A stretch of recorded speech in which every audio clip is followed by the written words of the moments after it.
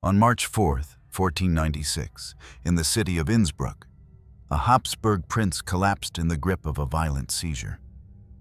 Sigismund of Austria, the man who introduced the silver Guldengroschen, ancestor of the modern dollar, died abandoned, childless, and dismissed as a failure. Once the ruler of Tyrol's vast silver mines, he ended his life as a trembling shadow. How did a prince who laid the foundations of the world's most powerful currency end up forgotten by his own dynasty? Innsbruck, autumn of 1427. The town lay cradled between the dark ridges of the Alps, its streets lined with timber houses and the echo of bells from St. James Church. It was here, in a fortress above the river Invention, that a child was born into the Habsburg dynasty, Sigismund of Austria. He was not a king, nor the son of an emperor, but he carried the blood of a house that dreamed in centuries, a dynasty obsessed with survival through marriage, land, and coin. His father, Frederick IV, Duke of Austria, ruled what was known as Further Austria, a collection of territories scattered across the Alps and the Swabian lands. His possession of Tyrol was both a blessing and a curse. The mountains glittered with veins of silver and copper, a wealth unmatched in Europe. Yet wealth bred envy. Frederick, known as Frederick of the Empty Pockets, because of his constant financial struggles, was forced to defend his lands against hostile neighbors and greedy nobles. To him, Tyrol was a prize worth bleeding for. To his son, it would become both a throne and a prison. Sigismund's mother, Anna of Brunswick-Lüneburg, came from a noble family of northern Germany. She gave her son not only a name, but a lineage that connected him to powerful courts beyond the mountains. Yet her presence in his life was brief. Death often arrived early in medieval courts, and children learned quickly to face the world without the comfort of a mother's hand. Sigismund's childhood, like many Habsburg heirs, was shaped less by affection than by calculation. Who he would marry, what territories he would guard, and how he would secure the dynasty's fragile future. From an early age, Sigismund was surrounded by reminders of both grandeur and fragility. In the castle halls, banners bore the black and gold double-headed eagle of the Holy Roman Empire. But in the kitchens and stables, whispers spread about the Habsburgs' debts, their endless quarrels, and their precarious grasp on power. The boy learned that greatness was never guaranteed. It was negotiated, inherited, and sometimes stolen. By the time he was 12, tragedy and duty had thrust him forward. Frederick IV died in 1439, leaving behind a son barely on the cusp of adolescence. At an age when most boys still played with wooden swords, Sigismund was declared Archduke of Further Austria and Count of Tyrol. His inheritance was vast, but so were the storms surrounding it.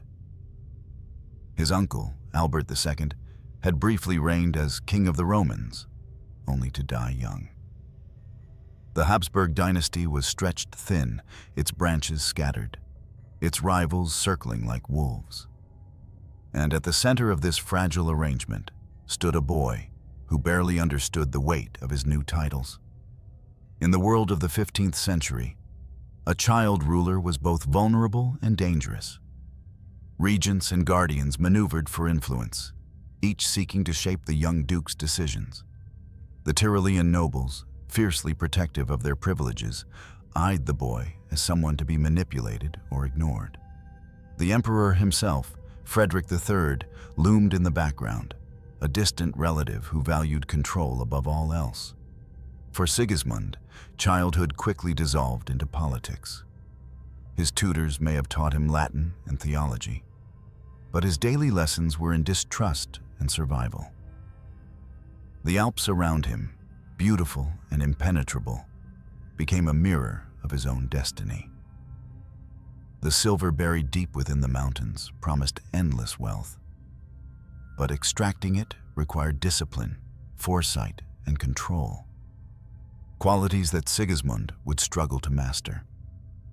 Innsbruck, with its bustling markets and caravans carrying goods north and south, should have been a jewel of stability. Instead, it was a stage for endless intrigue, with merchants, bishops, and soldiers tugging at the fragile authority of a boy duke. Despite these challenges, there were moments of light in Sigismund's youth. Chronicles describe him as tall, fair-haired, and energetic. He enjoyed tournaments, the hunt, and the grand processions that marked the rhythm of courtly life.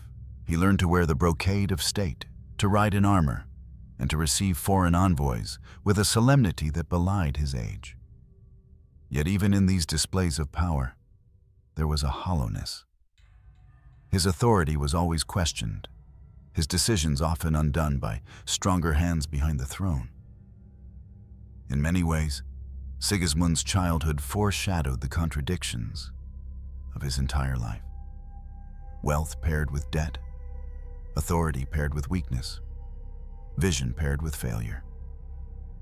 He belonged to a dynasty famous for endurance, yet his own legacy would be one of collapse. The very mountains that surrounded Innsbruck, steady, ancient, unshakable, stood in cruel contrast to the trembling, fragile figure of the boy who was supposed to rule them.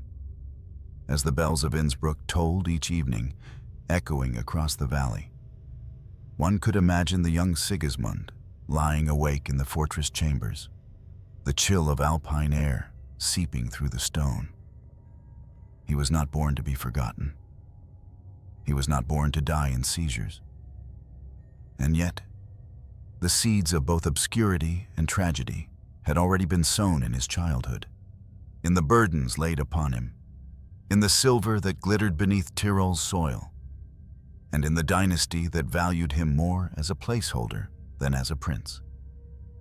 This was the beginning of Sigismund of Austria, a child of the Habsburgs, raised in the shadow of wealth and weakness, destined to leave a mark on the world's economy, yet fated to fade within his own family's story. In 1439, Sigismund was 12 years old when fate dragged him out of childhood and forced him into the lonely seat of power. His father, Frederick IV of Austria, had just died. The boy became Archduke of Further Austria and Count of Tyrol, ruler of territories scattered like shards of glass across the Holy Roman Empire. Innsbruck, Breisgau, Alsace, and Swabian lands, fragments of Habsburg authority in a sea of ambitious neighbors. For a boy, it was too much. For the nobles around him, it was an opportunity. The Habsburg dynasty was never a story of secure thrones. Unlike France or England, the family often ruled not by sheer power but by a delicate balance of marriages, alliances, and cunning bargains. And so the death of Frederick IV left a vacuum. Who would shape this young duke? Who would hold his hand or pull his strings? At first, regents governed in his name, men more interested in preserving their own privileges than raising a ruler. They quarreled among themselves, feeding on Tyrol's wealth while the boy studied Latin declensions and practiced swordplay. In theory, Sigismund carried the full dignity of the Habsburg line. In reality, he was a pawn on the board of imperial politics.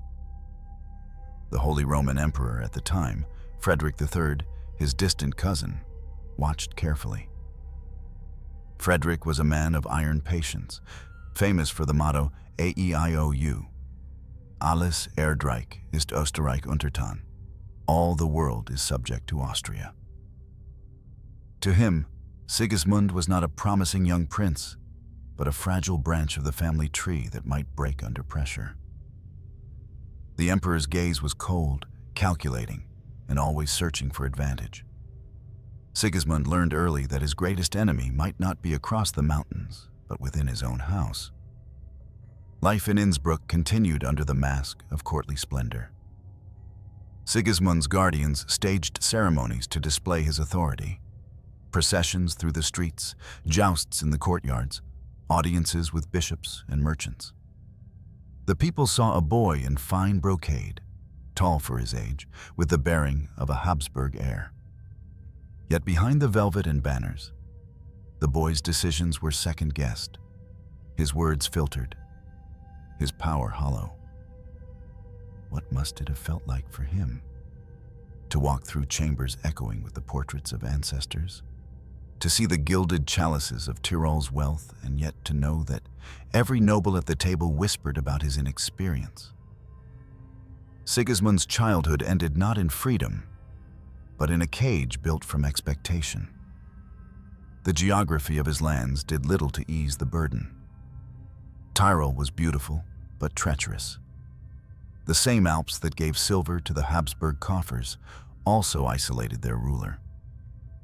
Roads were blocked by snow in winter, trade disrupted by avalanches and swollen rivers. To govern such a region required discipline, strong arms, and a sharp mind. But Sigismund was still growing, still searching for his own identity. The mountains were older and stronger than he could ever be. Despite the shadows, there were moments of light. Chronicles describe Sigismund as fond of hunting, hawking, and the rituals of courtly life. He trained with knights, learning to joust and wield the sword. He read from illuminated manuscripts, absorbing the legends of Charlemagne and Frederick Barbarossa. Perhaps in those pages, he dreamed of becoming more than just a provincial duke, of claiming a place in the grand narrative of the Holy Roman Empire. But the reality of politics was relentless. As he grew older, the tug of war over his guardianship gave way to demands for his marriage. In dynasties like the Habsburgs, a wife was not a companion, but a transaction, a way to secure allies and protect borders. Sigismund's future would be measured in dowries and treaties, not in love or freedom. The boy who once gazed at the mountains would soon learn that even his heart belonged to the dynasty. By his late teens, Sigismund began to assume more authority. But authority was not the same as respect. The nobles of Tyrol often resisted his orders, demanding concessions in exchange for their loyalty. When he tried to assert control over mining revenues or feudal rights, they reminded him of his dependence. Each act of defiance left its mark on the young duke. A seed of insecurity, a habit of overcompensating with gestures of generosity or extravagance. The very traits that later defined his rule, lavish spending, reckless patronage, and desperate attempts to buy loyalty, were already sprouting in these formative years. History rarely remembers rulers in their youth, but the shape of Sigismund's tragedy was already visible. He had power without freedom, wealth without stability, and a dynasty that measured his worth only in terms of what he could produce: heirs, alliances, revenue. When he stumbled, there would be no forgiveness. In the candlelit chambers of Innsbruck, he might have believed he was preparing for greatness. In truth, he was being prepared for disappointment. The double-headed eagle of the empire hung above his halls, symbol of dominion over east and west. Yet Sigismund himself was a single-headed child, uncertain, overshadowed, already trembling beneath a crown too heavy for his brow. The Alps stood silent around him, patient and eternal. They had seen dynasties rise and fall, fortunes made and lost, rulers buried in cold stone tombs. For them, Sigismund was just another figure passing through the valley of time. For him, however, these early years were everything: the foundation of habits, the scars of humiliation, and the fragile hope that perhaps one day he could turn silver into strength, coin into power, and weakness into glory. The irony is that he would succeed in one, creating a currency that reshaped Europe, but fail in all the rest.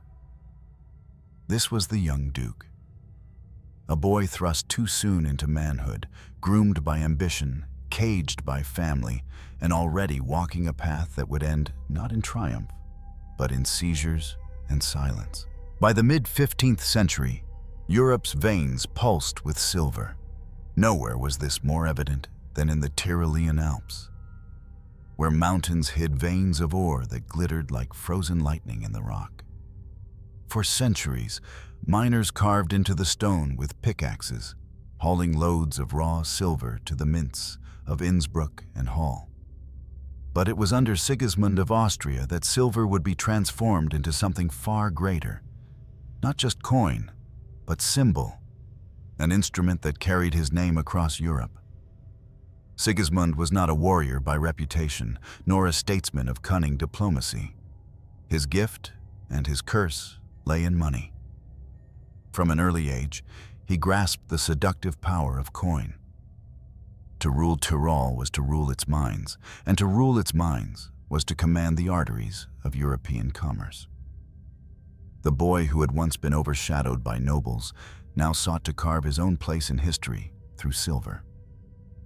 In 1486, Sigismund made his boldest move. At the mint in Hall, he introduced a new coin, the Gulden Groschen, or golden groat. Struck from nearly pure silver, larger and heavier than most coins in circulation, it shimmered with a presence that ordinary pennies lacked. Where earlier coins clinked as mere tokens of exchange, the Gulden Groschen rang with authority. Merchants loved it, soldiers demanded it, and soon it spread beyond Tyrol, carried in saddlebags, coffers, and caravans across the empire. It was, in many ways, revolutionary. Medieval Europe had long been plagued by coins of inconsistent weight and purity. A penny minted in one duchy might be worth half or double the penny of another. Trade was slowed by suspicion, contracts bogged down in calculation. But the Gulden Groschen, with its weight of approximately 30 grams of fine silver, offered something rare: trust. It became the foundation upon which larger silver coins were built. The thaler, then the toller, and eventually the dollar, currency of the modern world. Sigismund may not have known it, but in coining the Gulden Groschen, he was shaping global history. He was giving merchants in Venice, bankers in Augsburg, and eventually settlers in the New World a standard of value that crossed frontiers. Long after his name faded from memory, his coin would live on in the wallets and vaults of empires yet unborn. But if money was Sigismund's triumph, it was also his undoing. The glitter of silver blinded him as much as it dazzled others. With every new batch of coins minted, he felt the intoxicating power of wealth. He could fund armies, commission palaces, reward loyal courtiers. He could silence criticism by showering gifts. He could live for a moment, as though the burdens of his childhood had been erased. And so, he spent. Sigismund's court in Innsbruck became famous for its extravagance. Banquets glittered with gold cups and embroidered tablecloths. Nobles from across the empire arrived, eager to enjoy the generosity of the Tyrolean prince. Hunting parties rode into the forests, their horns echoing through the valleys, while musicians filled the great halls with song. Sigismund built, gifted, and consumed as though silver could buy loyalty, affection, and permanence. But silver, like water, slips through the fingers. The more he spent, the more he needed. Mining operations, though rich, could not endlessly supply his appetite. Merchants and financiers, particularly the Fugger family of Augsburg, began to tighten their grip on Tyrol's economy. In exchange for loans, they demanded concessions, privileges, and influence. With each deal struck, Sigismund ceded another piece of his independence. The coin that was supposed to symbolize his strength became the chain that bound him to creditors. Worse still, the nobility of Tyrol grew resentful. They saw him as reckless, a spendthrift prince who squandered the legacy of his father. While the Gulden Groschen enriched trade across Europe, at home it fueled discontent. Sigismund's generosity often came at the expense of alienating one faction while favoring another. Politics, like money, demanded balance, and balance was never his strength. Yet for a brief shining moment, he believed himself victorious. When coins bearing his authority flowed into distant markets, he imagined his name whispered with respect in Venice, Florence, and Nuremberg. The Gulden Groschen was his empire, more enduring than his fragile grasp on power. He had no son to inherit his titles, but he had minted something that could outlive him. Behind the triumph, however, shadows gathered. Money could not cure the seizures that racked his body. It could not soften the judgment of his family, who saw him as weak. It could not create heirs from barren marriages. Sigismund's life was a contradiction, celebrated abroad for his coin, dismissed at home for his failures. The Gulden Groschen became a symbol of this paradox. To merchants, it was stability. To historians, it was innovation. To Sigismund himself, it was both pride and poison. Proof that he could shape the world, and reminder that he could not shape his own destiny. When later generations traced the lineage of the dollar back through centuries of currency, they would find his fingerprints on the silver. But in his own time, few looked at the coin and saw the trembling figure of its creator. A prince clutching for permanence while the ground slipped away beneath him. Sigismund had tried to make silver sing, and in one sense, he succeeded. Its echoes still ring in the clatter of coins and the hum of commerce. But as the music of money filled the world, the man himself faded into silence. Wealth is a dangerous illusion. To those who hold it, it feels eternal, untouchable, as though mountains themselves could be spent like coin. For Sigismund of Austria, ruler of Tyrol, the silver of the Alps became not just his resource, but his intoxication.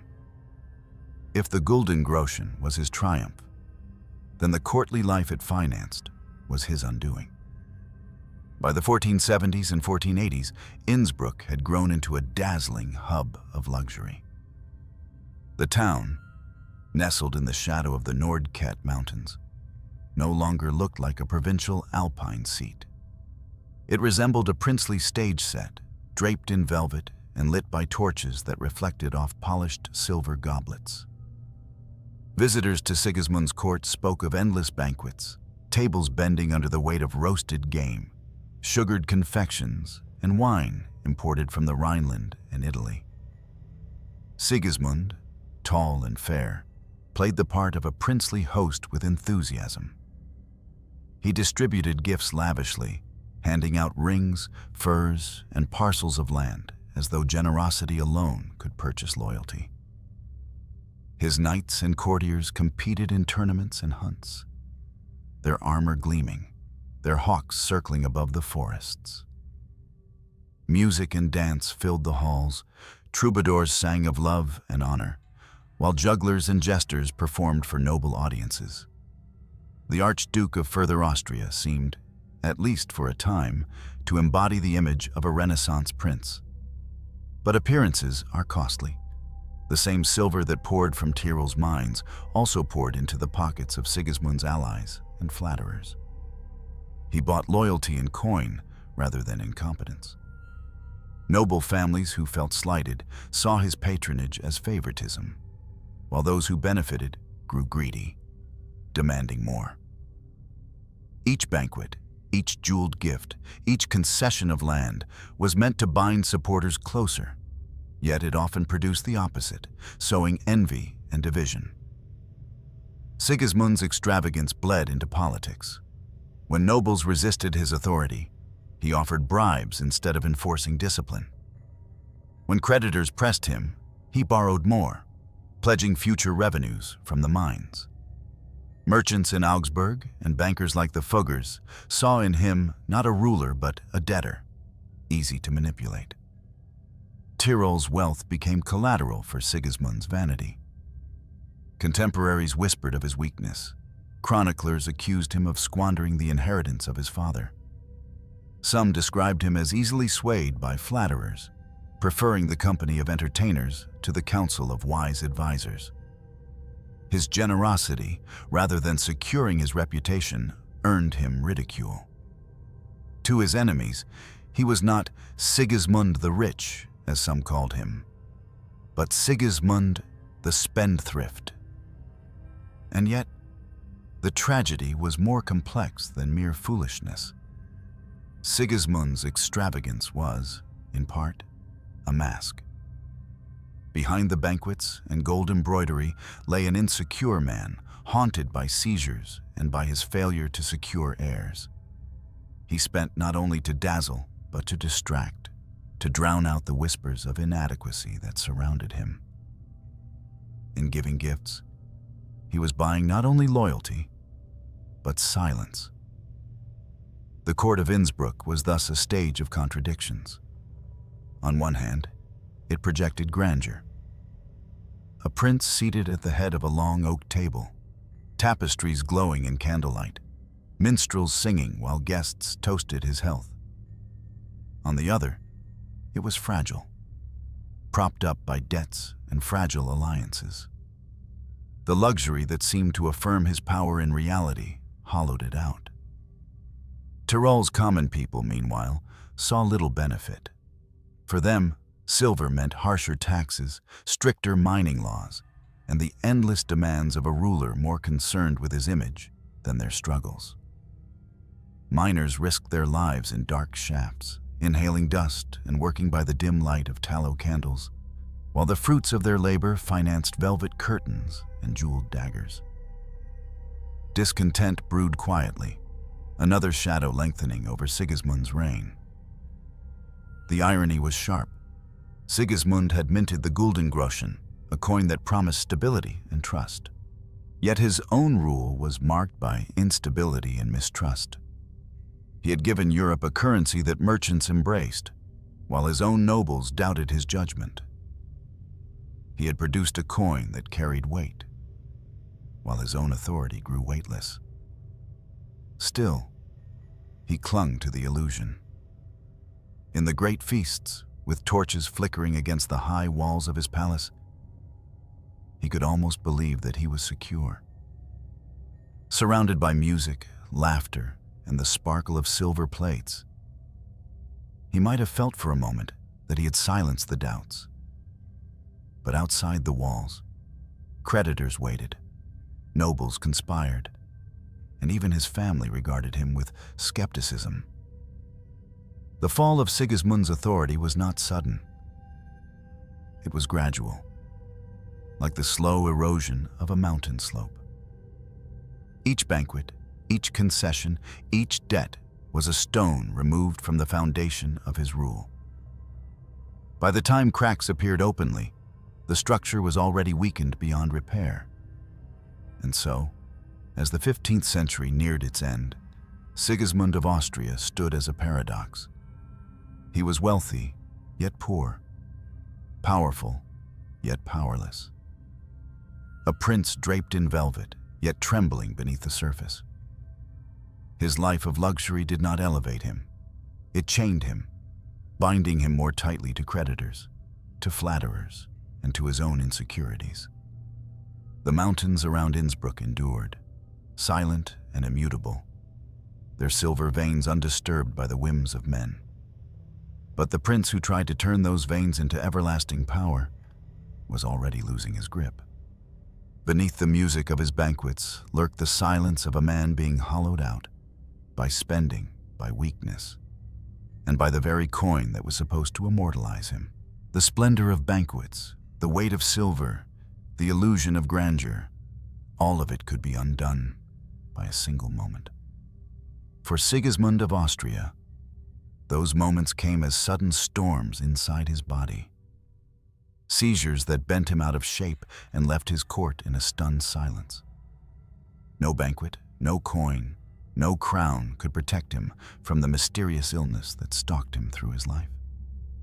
Accounts from contemporaries are vague, yet consistent. Sigismund, even in his middle years, would sometimes collapse without warning. His limbs jerked violently, his eyes rolled back, his speech slurred into incoherence.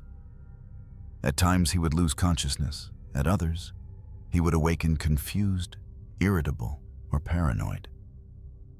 Medieval physicians, limited by humors and superstition, could only describe it as possession, madness, or divine punishment. Today, historians suggest epilepsy or perhaps another neurological disorder. But whatever the cause, the effect was unmistakable. Weakness in a world that tolerated none. Imagine the scene.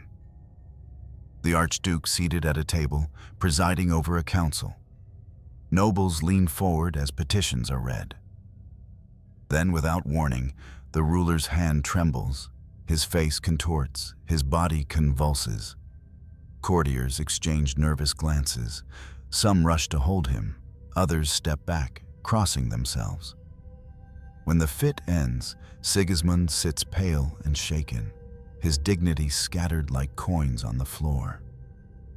Every episode was not just a medical crisis, it was a political wound. In the harsh light of the 15th century, illness was seen less as misfortune and more as a sign. To his nobles, Sigismund's seizures confirmed their doubts. A man who could not control his body, they whispered, could hardly control a principality. Enemies portrayed him as unstable, unfit, cursed. Even allies began to hesitate, unsure whether his authority was grounded in strength or in a trembling hand. Sigismund himself must have felt the humiliation deeply. For a prince who tried so hard to project grandeur through coins, banquets, and gifts. The sudden collapse of his body was an unforgiving betrayal. He could spend silver to silence critics, but he could not buy control over his own mind. In private, he likely lived with dread, never knowing when the next seizure would strike. Each morning, each audience, each feast carried the possibility of public collapse. The medieval world had no cures. Physicians offered bleeding, herbal concoctions, or prayers. Some advised amulets, charms, or pilgrimages to holy sites. None of it worked. If anything, the attempts at remedy only deepened the sense of helplessness. What was a ruler without mastery of himself? In an age when kings were expected to embody divine order, Sigismund seemed a man undone by invisible forces. His illness also shaped his personality. Chronic pain and unpredictable seizures made him irritable, suspicious, and prone to bursts of anger. At times, he withdrew into paranoia, convinced that courtiers mocked him or plotted against him. At other times, he overcompensated, throwing himself into displays of generosity or extravagance as though to prove his vitality. In both cases, the illness amplified the very flaws that weakened his rule. The court, meanwhile, adapted in its own way. Whisper networks formed where servants and nobles exchanged rumors of the Duke's latest collapse. Some pitied him, others laughed behind closed doors. A ruler in seizure was not just a man in crisis, but a spectacle. And spectacles were currency in a world of politics. Each episode chipped away at his credibility. And yet, there was something profoundly human in Sigismund's suffering. He was no tyrant immune to pain, no emperor sheltered by divine aura. He was fragile, like his miners laboring in the dark, like his peasants braving alpine winters. His seizures reminded those who saw them, if only for a moment, that princes too could be broken. Still, history is crueler than compassion. What remained in the chronicles was not pity, but judgment. Writers emphasized his instability, his unreliability, his dependence on others. His illness became part of his political identity. Sigismund the weak, Sigismund the unstable. A man remembered less for the coin he minted than for the crown he could not hold steady on his head. The irony is stark.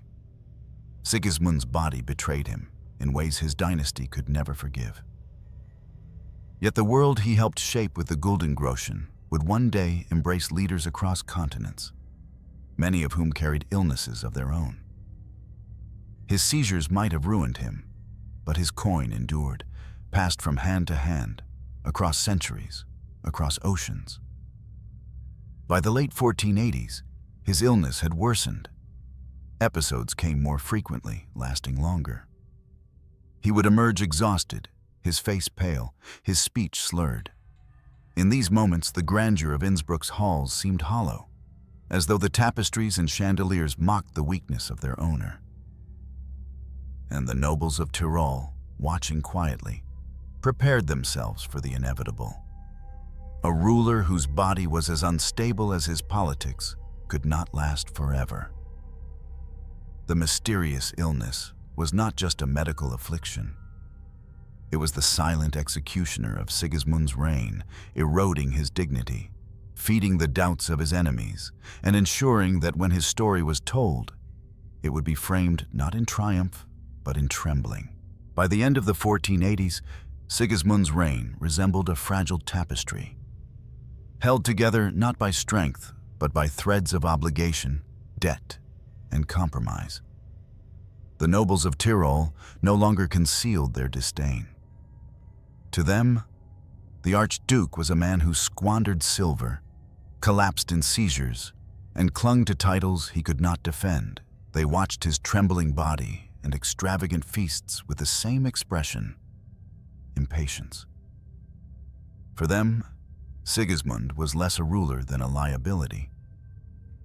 The Holy Roman Empire was not a kind place for the weak. Authority there was fragile by design. Emperors ruled more through influence than through command, and lesser princes like Sigismund survived only by demonstrating competence.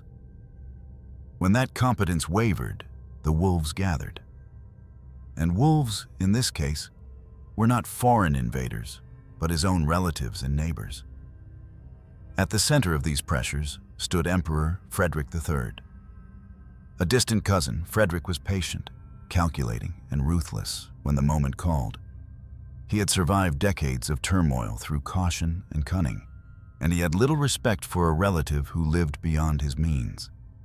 To Frederick, Sigismund was an embarrassment, a Habsburg who undermined the family's reputation by proving that silver alone could not sustain power.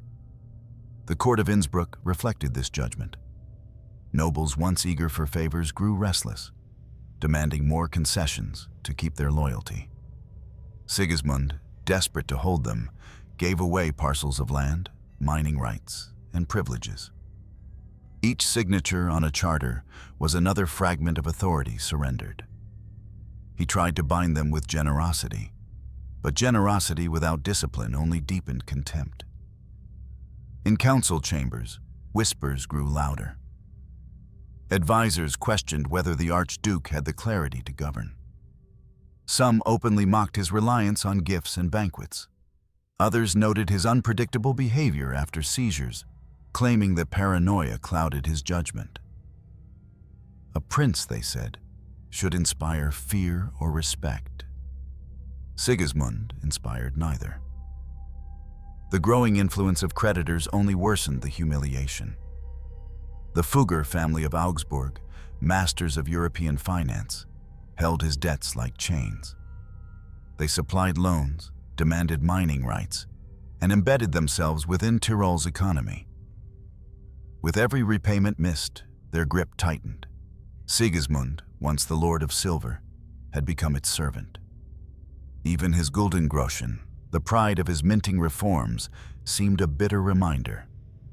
The coin was trusted everywhere, but its creator was trusted nowhere. To the people of Tyrol, the image was equally bleak. Miners grumbled about stricter conditions and shrinking wages. Merchants complained about taxes that funded feasts instead of roads. The peasants, already burdened by alpine winters and the harshness of mountain life, saw little benefit from the silver veins that carved wealth for bankers in Augsburg. Discontent simmered in the valleys, adding to the Archduke's isolation. Sigismund's personal life offered no refuge. His marriages, first to Eleanor of Scotland, then to Katharina of Saxony, had produced no heirs.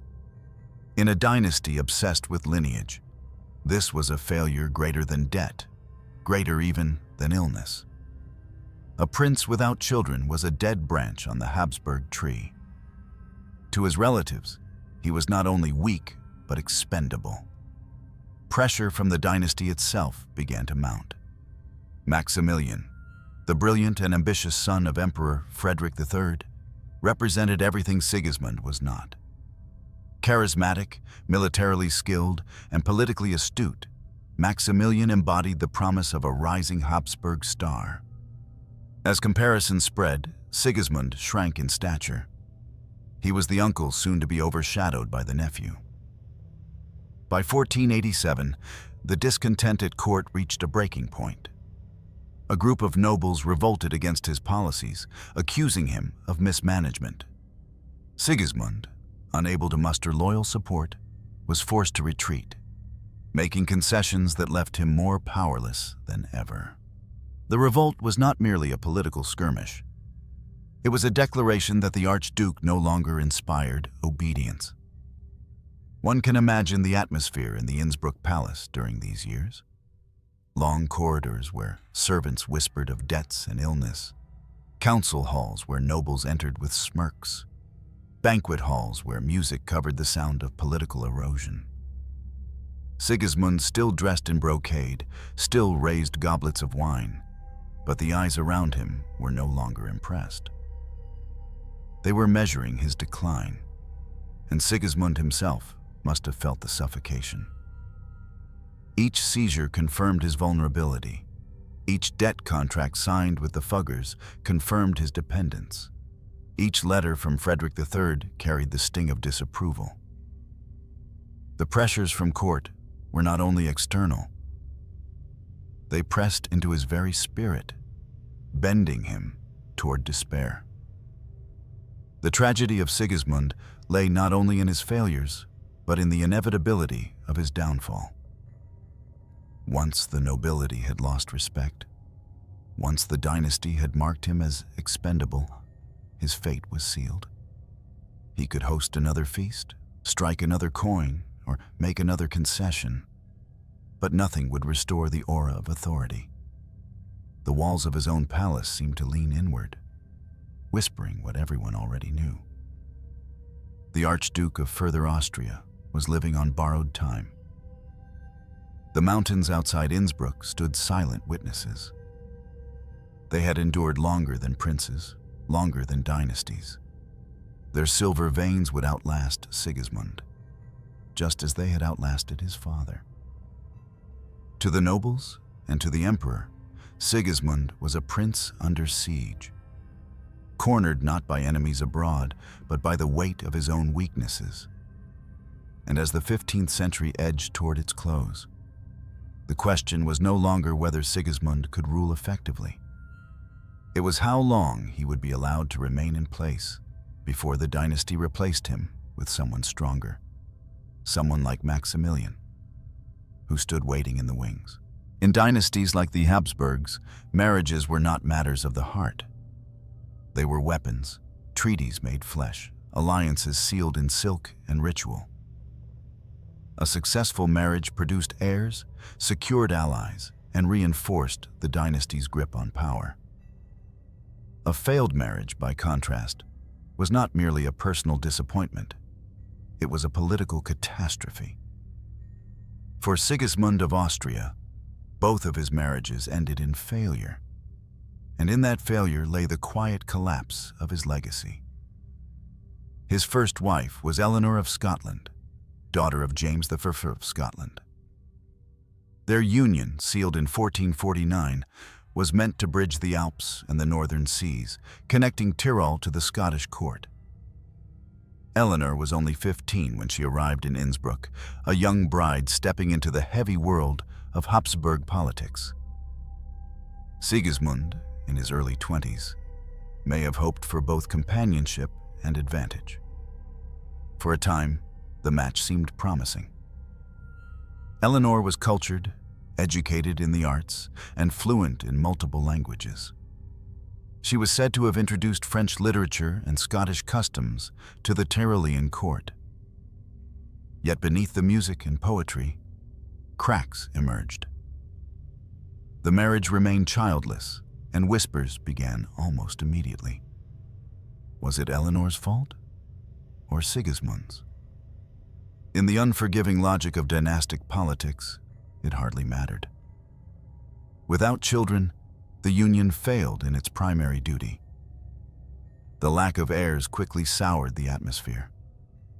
Eleanor endured the cold scrutiny of a court obsessed with fertility. Sigismund, meanwhile, faced the humiliation of being a husband unable to secure the future of his line.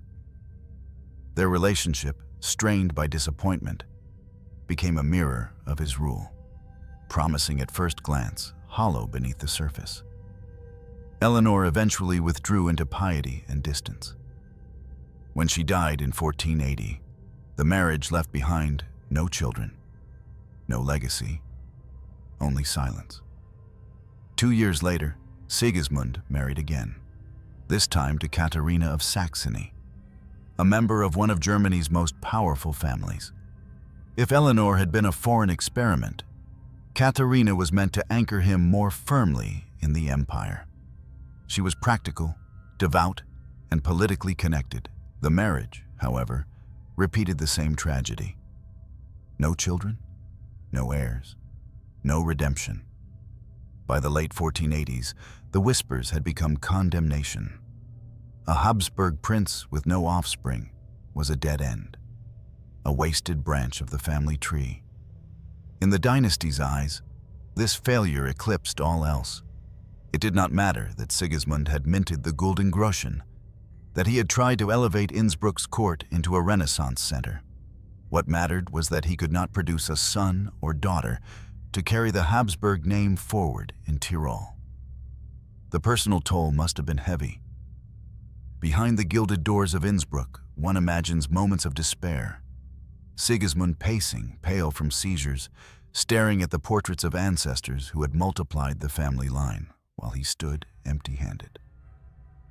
For Katharina, the pressure was equally cruel. Medieval women were judged almost entirely by their ability to bear children.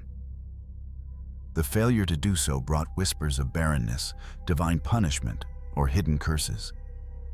Husband and wife lived under the same roof, but their silence must have been heavy. Marriage, which should have offered companionship against the loneliness of rule, offered only a harsher kind of solitude.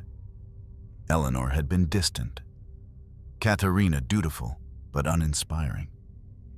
Neither relationship seems to have offered Sigismund the intimacy or loyalty that might have steadied his faltering spirit. Instead, the absence of children became a shadow in every chamber, an accusation written into the very air of the palace. The political consequences were devastating. With no heir, succession became uncertain. The Habsburg dynasty, already calculating Sigismund's weaknesses, prepared alternatives. His nephew Maximilian loomed ever larger, the embodiment of vigor and fertility. To the nobility, Maximilian represented continuity, while Sigismund represented failure. Each year without a child made the comparison sharper. It was not only the dynasty that judged him. In Tyrol, the common people too saw his childlessness as a sign of divine disfavor. In a world where fertility was tied to God's blessing, a barren household meant something was broken. Priests preached of providence, and neighbors whispered of curses. For Sigismund, who already lived under the weight of seizures and debt, This perception added yet another layer of humiliation. The irony is bitter. In the very same years that his mints produced coins destined to shape the economies of Europe, his own household produced nothing. Silver flowed endlessly from the mountains, stamped with the image of his authority. But his bloodline, which should have been richer and more enduring than silver, stopped with him. History records few details of his relationships with Eleanor or Katharina. Their voices are mostly lost, their personal struggles buried beneath the official record of treaties and dowries. Yet the silence itself is telling. If love or warmth existed, it left no mark strong enough to outshine the narrative of failure. For Sigismund, marriage did not bring companionship, nor did it rescue his reputation. It only underlined his inadequacy in the eyes of his dynasty. By the time Katharina grew older, the hope of children was gone. Sigismund, nearing his 60s, already weakened by illness, faced the truth. He would die without an heir. In a family obsessed with inheritance, this was the final, unforgivable failure. His marriages, meant to secure his dynasty, had instead condemned him to irrelevance. The court of Innsbruck remained decorated with silver chalices and fine tapestries. But the absence was louder than the music. No children's laughter echoed in the halls. No heir's portrait was painted to hang beside his own. His house was rich in coin, poor in blood. For a Habsburg, there was no greater tragedy. By 1490, the silver that once glittered as Sigismund's triumph had turned to leaden weight around his neck. His debts were unmanageable, his seizures more frequent, his nobles restless. The once proud Archduke of Further Austria was now a man besieged by creditors, mocked by courtiers, and dismissed by his own dynasty. The Habsburg family, practical to the point of cruelty, began to prepare his replacement. The replacement already had a name, Maximilian of Habsburg. Son of Emperor Frederick III, Maximilian was everything Sigismund was not. He was young, vigorous, and ambitious, a prince who led armies, married well, and spoke with the authority of a future emperor. To the nobles of Tyrol, he was a beacon of stability. To the emperor, he was the dynasty's best hope. And to Sigismund, he was the shadow that grew larger with every passing year. The tension finally broke in 1490. Under pressure from nobles and family alike, Sigismund was compelled to abdicate his titles. He surrendered Tyrol and Further Austria into the hands of Maximilian, effectively ending his political career. The abdication was not framed as exile or punishment. Rather, it was dressed in polite language of retirement. But everyone at court understood the truth. The prince had been stripped of authority, ushered aside like a relic. The humiliation cut deeply. For decades, Sigismund had tried to maintain his place in the empire through coin, generosity, and ceremony. And yet, in the end, it took only one act to erase him: a signature. A document declaring his resignation, witnessed by nobles who barely concealed their relief, was all it took to sweep him into obscurity. The ceremony of abdication, though poorly recorded, can be imagined. The hall at Innsbruck, its tapestries heavy with dust, filled with nobles in fur-trimmed robes. Sigismund, pale and trembling, sat at a table, pen in hand. The ink bled into parchment as he signed away the territories his father had entrusted to him. Around him, the courtiers who had once eaten at his banquets watched with blank expressions. Some smiled faintly, already eager to pledge themselves to Maximilian. Others remained silent, as though in respect. But silence was the deepest insult of all. To abdicate was to admit defeat. For a Habsburg, whose identity was bound to dynasty and continuity, it was worse than death. It meant irrelevance. Maximilian did not merely inherit Tyrol. he inherited Sigismund's reputation. Where Sigismund was mocked, Maximilian was praised. Where Sigismund had faltered, Maximilian triumphed. Each new victory of the nephew deepened the disgrace of the uncle. In the months after his abdication, Sigismund was reduced to a pensioner in his own land. He remained in Innsbruck, but now as a private man, stripped of ceremony. The once busy palace halls grew quiet, servants dismissed, banquets ended. For a man who had relied on luxury to mask his insecurities, the silence must have been unbearable. He had spent decades surrounding himself with music, laughter, and silver, and now all he heard was the sound of his own faltering breath. To the Habsburg dynasty, the transfer of power was a success. Maximilian consolidated Tyrol, secured finances, and built the family's path toward imperial greatness. His marriage to Mary of Burgundy had already brought him vast new lands, and his campaigns in France and the Low Countries added luster to the Habsburg name. By contrast, Sigismund was written off as an unfortunate chapter, a reminder of what happened when weakness was allowed to fester. The irony was profound. Sigismund had created one of Europe's most enduring coins, a financial innovation that would echo for centuries. Yet when he looked into the faces of his family and nobles, he saw no recognition, only disdain. His abdication was not a transfer of power to preserve stability. It was an act of erasure. What must it have felt like? To walk through Innsbruck streets as a private man, hearing whispers of Maximilian's triumphs. To see the coin he had minted pass from hand to hand, carrying his legacy abroad, even as his name faded at home. Abdication was not just humiliation, it was exile in place. He lived in the same palace, walked the same halls, but they no longer belonged to him. He was a guest in his own life. The nobles, meanwhile, quickly forgot him. They flocked to Maximilian's banner, eager to serve a prince who promised victories and heirs.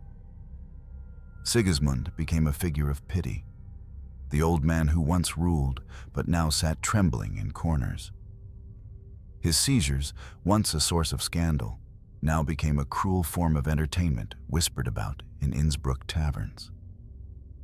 The old duke convulses like a fish, some said, laughing over mugs of ale. Power, once lost, offered no protection from ridicule. And yet, there was a strange dignity in his fall. Sigismund did not rebel.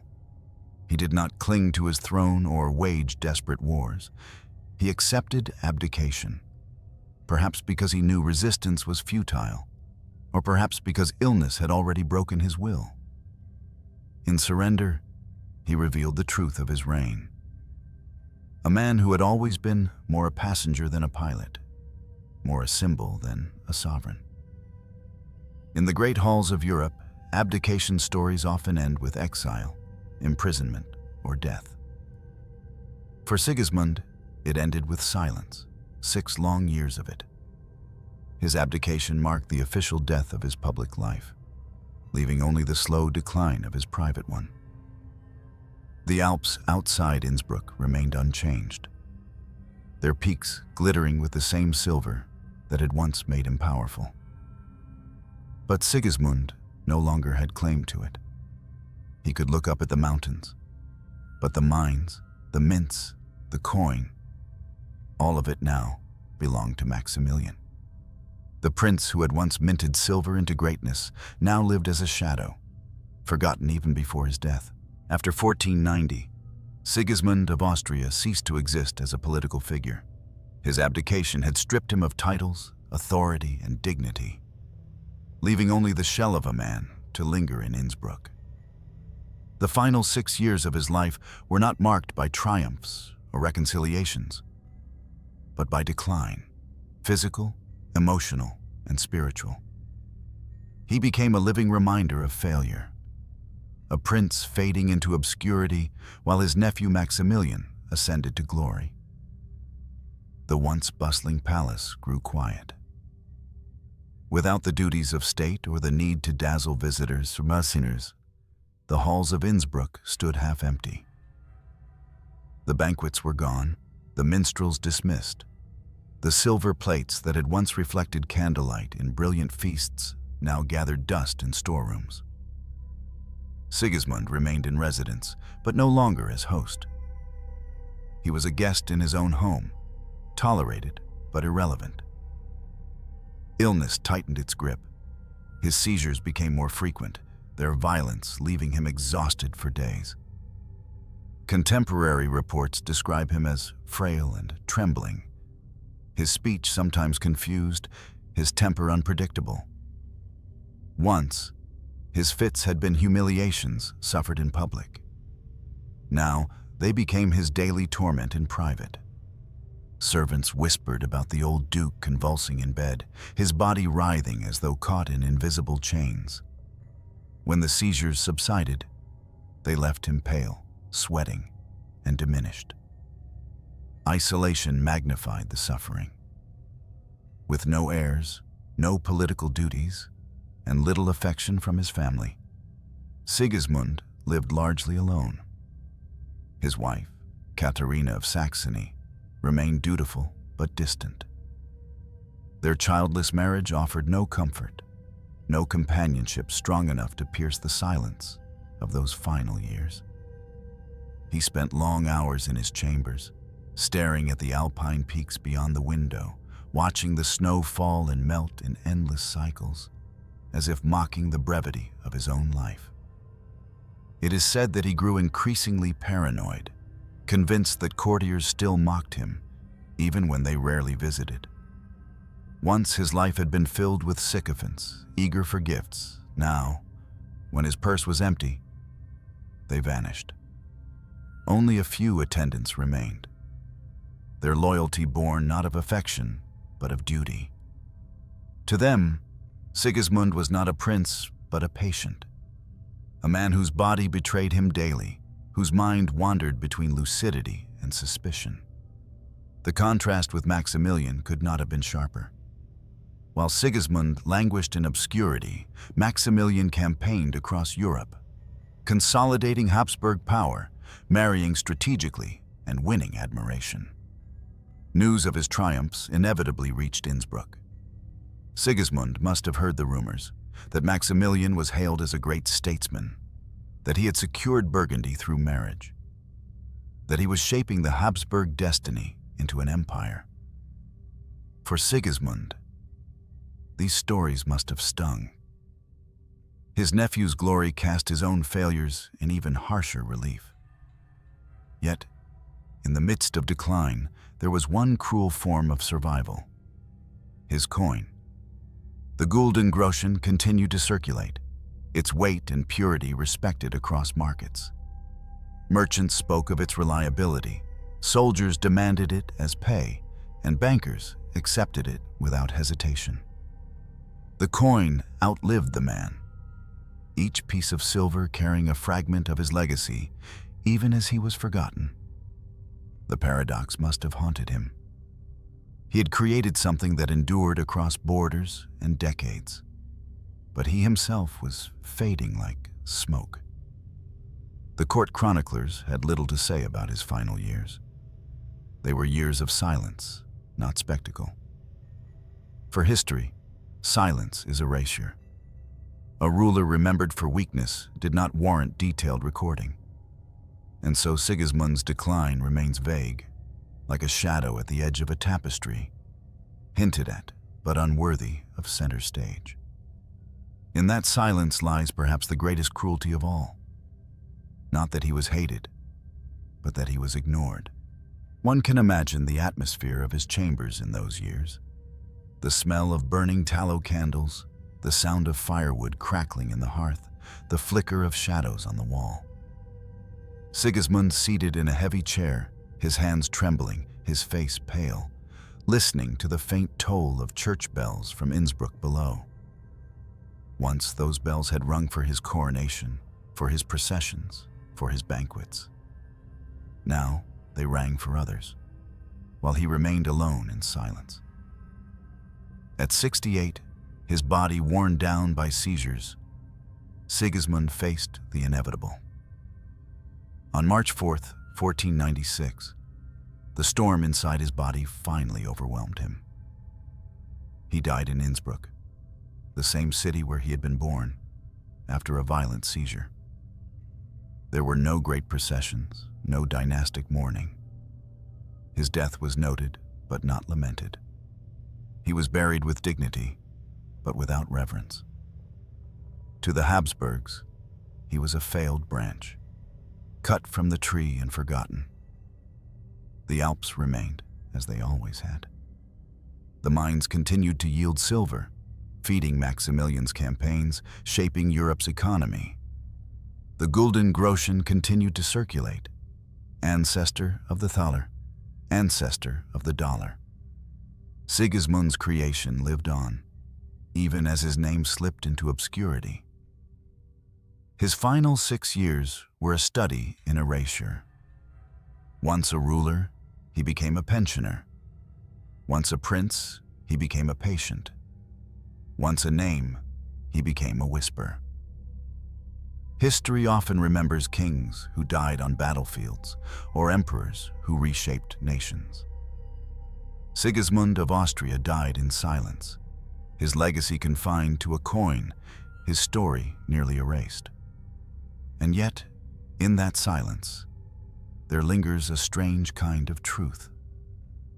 A prince may fail, but an idea, even one as simple as a silver coin, may endure. Sigismund himself became forgotten, but the currency he shaped carried his ghost forward, clinking in the purses of merchants, echoing in the vaults of bankers, whispering faintly of the trembling prince who gave it birth. On March 4th, 1496, Sigismund of Austria's long struggle ended. The man who once ruled Tyrol and minted coins that carried his authority across Europe died in obscurity. His final breath marked not by ceremony, but by silence. The Habsburg family moved on quickly, placing their hopes in Maximilian, while the world scarcely noticed the passing of a trembling prince. And yet, his legacy endured, not in chronicles of glory, but in the weight of silver.